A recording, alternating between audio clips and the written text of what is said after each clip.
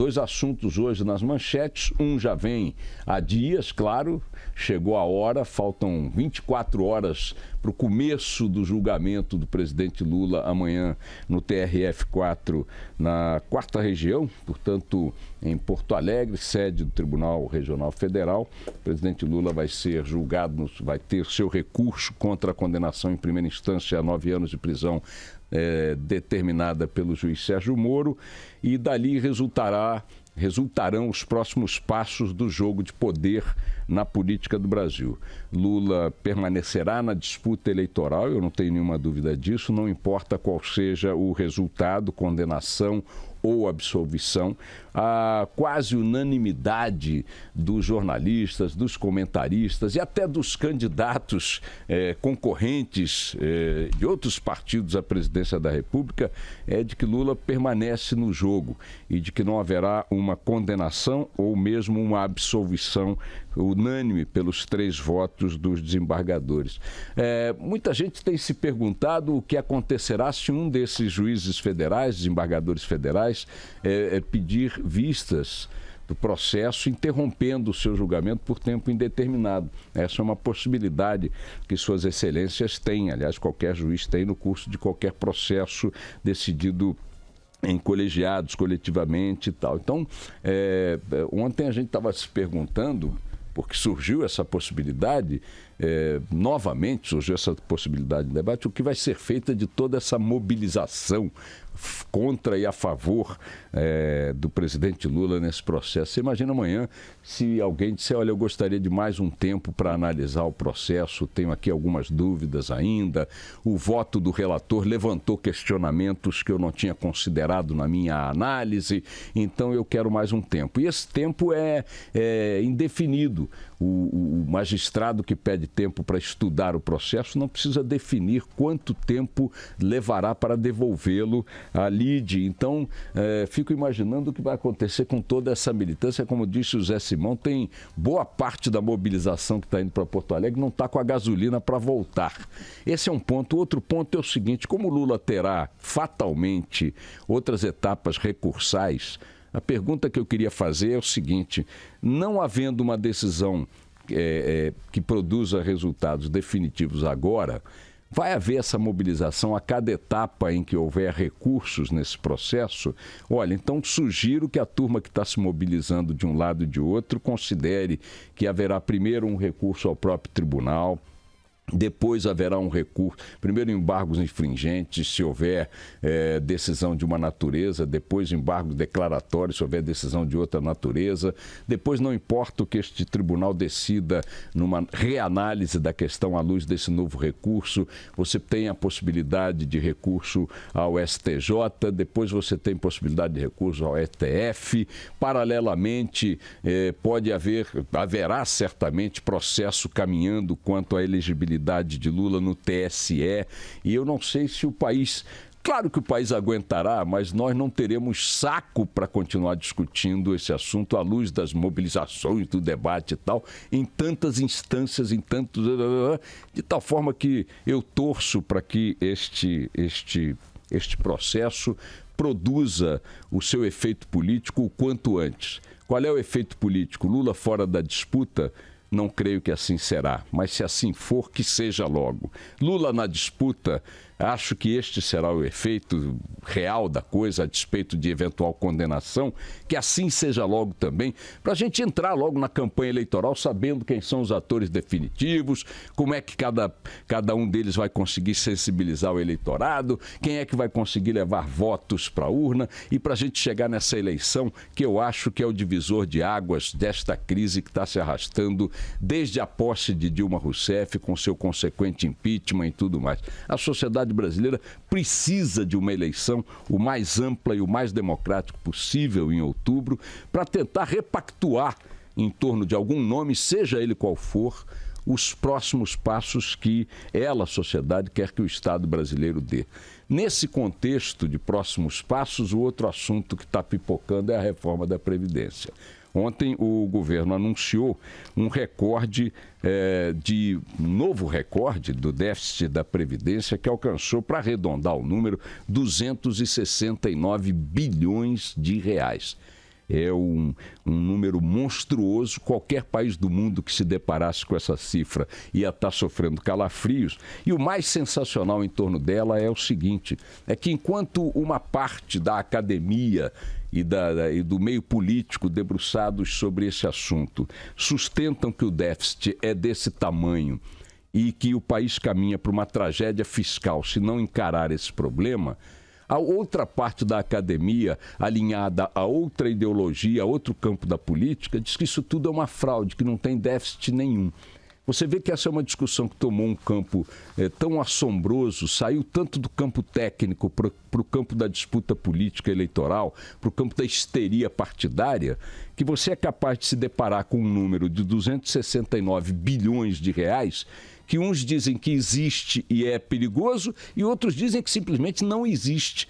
Não estamos falando de um ajuste fino de uma conta qualquer do supermercado, você foi lá, era para comprar 2 latas de leite em pó, comprou uma e a conta veio faltando R$ 3,50 de diferença. Não, nós estamos falando de 269 bilhões, repito, em que um lado das forças políticas dizem que simplesmente não existe esse problema, que não há nenhum problema com a Previdência e que ela está líquida, bastando apenas fazer ajustes contábeis. E o outro lado diz que não, que se não resolver nós vamos cair num precipício, já estamos nele, mas ele piorará cada vez mais. Hoje o secretário de Previdência, Marcelo Caetano, disse ontem, aliás, que se alguma proposta de reforma não for aprovada, haverá muito em breve o corte dos próprios benefícios aos aposentados e pensionistas. O que salta aos olhos nesse número do governo, repito, que muita gente do campo da oposição diz que é absolutamente fraudulento, o que salta aos olhos nesse número do governo é o seguinte, a crise da Previdência não está na sociedade como um todo, ela está numa parte da sociedade que diz respeito ao Estado. O déficit da Previdência está puxado pelo déficit na área da Previdência Pública. São as pensões, os benefícios, os privilégios, chamem como quiser, do setor público, ou a concentração de direitos também, se quiserem chamar desta maneira, que faz com que esse déficit seja tratado ou tenha a dimensão que tem. Então, se a rigor você tem uma reforma da Previdência que tem 80% do seu problema depositado numa só área da Previdência, essa área é a Previdência Pública, por que nós estamos discutindo uma reforma da Previdência em caráter geral? Não seria o caso de se discutir uma reforma na Previdência da área pública especificamente, que aliás é numericamente minoritária, embora o déficit que produz seja muito maior, seja predominante, seja assombrosamente predominante no déficit geral? O Estado de São Paulo hoje destaca um detalhe. Não estou entrando no mérito, estou dando os números que estão aí. Diz ele, um militar pesa 16 vezes mais do que um segurado do INSS na montagem desse déficit. Um beneficiário militar federal custa 16 vezes mais do que um segurado do INSS. O déficit per capita produzido pela aposentadoria e pensão dos militares ficou em quase R$100 mil no ano passado, ante 6.200 de um pensionista, de um segurado do setor privado. Então, isso per capita, ou seja, se você dividir todos os benefícios só na área militar, todas as pensões só na área militar, e quero dizer aos militares, não estou entrando no mérito, não estou dizendo que vocês têm ou não têm esse direito, estou dizendo que esse número está lá colocado pelo relatório do governo. Se você colocar esse número do governo como real, e repito, muita gente diz que ele é uma invenção, você tem, para cada militar, dividindo por todos eles o tamanho do déficit que eles produzem, quase arredondando os números, R$100 mil, R$100 mil o déficit que cada militar causa na Previdência como um todo.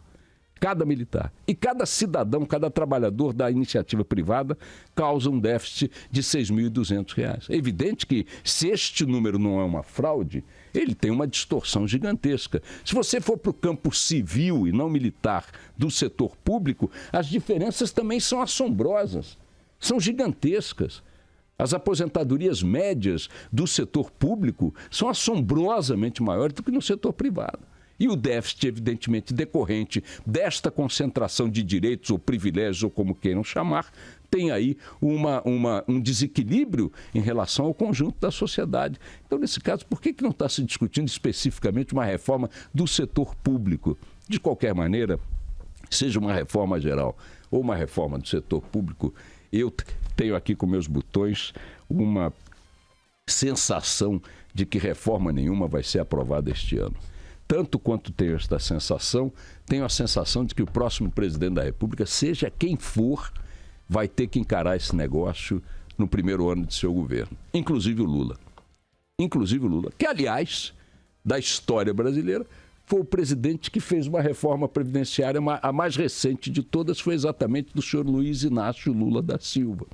O PT que hoje se coloca, por isso é que eu digo que a discussão está toda no campo eleitoral, no campo político, no campo da histeria partidária. Não é uma discussão técnica como teria que ser.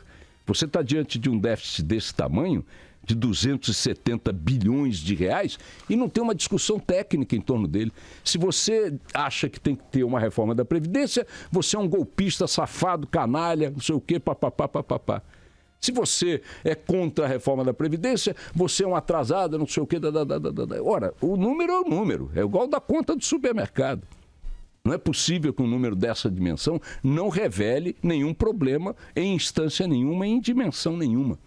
Enquanto o buraco da Previdência vai aumentando mês a mês, a classe política se divide, se esfacela na jogatina, no cassino da sucessão presidencial, da disputa política, da disputa partidária. Não se consegue sequer compor uma base de governo com a qual o Palácio do Planalto possa contar, até mesmo para perder a disputa da Previdência. Nem ele sabe com quantos votos conta. E para contar com alguns votos a mais, está envolvido aí numa discussão para nomear uma ministra do Trabalho há 2 semanas que não sai do lameiro. Uma coisa impressionante. Algo que deveria ser de uma simplicidade, de uma objetividade, rápido, ágil, imediato. Nem isso se consegue avançar. Nem nisso se consegue avançar. A classe política brasileira, de duas uma. Ou não existe déficit da Previdência algum, e inventar essa história para criar problemas, para poder maltratar o trabalhador, para poder maltratar o servidor, coitadinho e tal, babá. Ou temos aí uma arquitetura financeira produzida pelos golpistas que estão apenas querendo, né?